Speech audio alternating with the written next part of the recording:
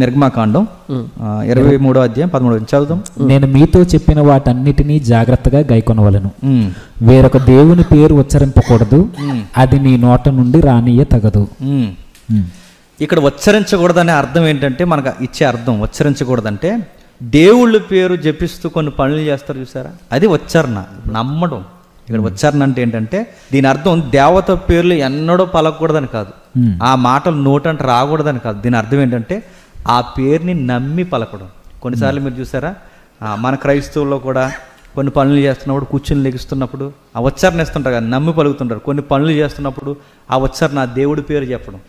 అంటే ఇక్కడ పను జరగడానిక యేసు రక్తమే జై, మన దాంట్లో కూడా వచ్చింది కదా, యేసు రక్తమే జై అంటే కొన్ని పనుల కొరకు ఆ పేర్ల మీద ఆధారపడ్డాం. ప్రభు కూడా కొండ మీద ప్రసంగంలో ప్రభు తండ్రి నామాన్ని ఎందుకు వ్యర్థంగా ఉచ్చరించొద్దనో అన్యజనులు అదే చేస్తారంట. ఆ నామాన్ని ఎక్కువ సార్లు అంటే వాళ్ళు అనుకున్న పనులు జరిగిపోతాయి. ఆ పేరును ఎక్కువ 100 సార్లు రాస్తే వాళ్ళ పని జరిగిపోతుంది. 100 సార్లు ఆ పేరు జపిస్తే పని జరిగిపోద్ది. ఆ ఉచ్చరణ వద్దు, అలా నమ్మొద్దు.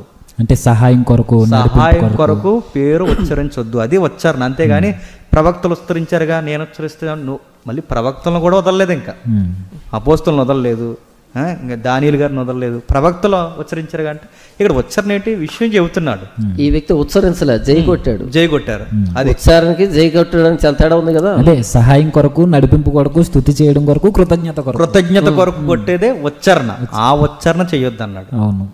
అలా అనుకుంటే ఇప్పుడు ఈ లాజిక్కే దేవుడికి పెడితే మరి దేవుడు కూడా ఉచ్చరించాడుగా, అంటే దేవుడు కూడా ఈయనలాగా ఉన్నారంటారా, మరి ఇంకేమన్నా ఇంకెలాగన్నా ఉపయోగించుకుంటారు. ఇలా చిన్న చిన్న విషయాలు కూడా వివరించుకోవాల్సిన పరిస్థితి అండి. ఇప్పుడు ఆయన ఏదో జై కొట్టాడో ఏదో చేశాడు, అదంతా అనవతి మ్యాటర్. ఇప్పుడు జగన్ గారితో పోలిస్తే పెద్ద ప్రాబ్లం లేదు, సిబిఎన్తో పోల్చినా పెద్ద ప్రాబ్లం లేదు, మోడీతో పోల్చినా పెద్ద ప్రాబ్లం లేదు. కానీ నేను ఎవరితో పోల్చాడు ఆ జై కొట్టే విషయంలో? అక్కడ కదా మనకు క్రిస్టియానిటీకి నచ్చినది. సమానమైన అంటే ప్రభువుకి ఇచ్చే వాదాన్ని అవతల వేరొక దేవుడికి ఇచ్చి అదే సమాన వాదాన్ని ఇచ్చి వర్షిప్ చేసే ఒక పదం అది. అవును, జై అంటే వర్షిప్ చేసే పదం అది. ఆ పదాన్ని అవతల దేవుడికి ఇచ్చే స్టాండింగ్ ప్రభుకి ఇచ్చి, ప్రభుకి ఇచ్చే స్టాండింగ్ అవతల దేవుడికి ఇవ్వడం తప్పు కదా. దేవుడు అన్నాడు కదా డైరెక్ట్ గా, నాతో ఏ దేవుని పోలుస్తారు, ఏమైందంటే అన్యాయం అయింది. ఏమైందంటే ప్రభుకి మీరేదో టైటిల్ పెట్టారు కదా, తూట్లు పొడిచారు, కొల్లబడిచారు.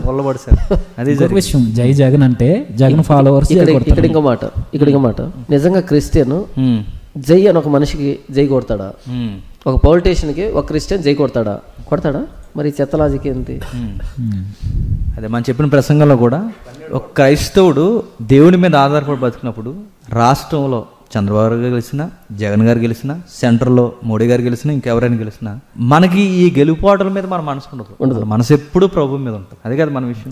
కొట్టారు ఆ వాదాలో చేయకొట్టారంటే మరొక లాజిక్ రివర్స్ అవుద్ది. అంటే ఈ మనుషులతోనే ఆ దేవుని కూడా పోలుస్తున్నావా? అదే మాట వాళ్ళకి వివరించగలవా? అంటే వాళ్ళ ఫాలోవర్స్ కూడా జై అంటారు. జగన్కి జై కొట్టిన వాళ్ళు జగన్ ఫాలోవర్స్, చంద్రబాబుకి జై కొట్టిన వాళ్ళు చంద్రబాబు గారి యొక్క ఫాలోవర్స్. నువ్వు యేసు ప్రభుకి జై కొడితే నువ్వు యేసు ప్రభు ఫాలోవర్. ఇది మనం గుర్తుపెట్టుకోవాలి.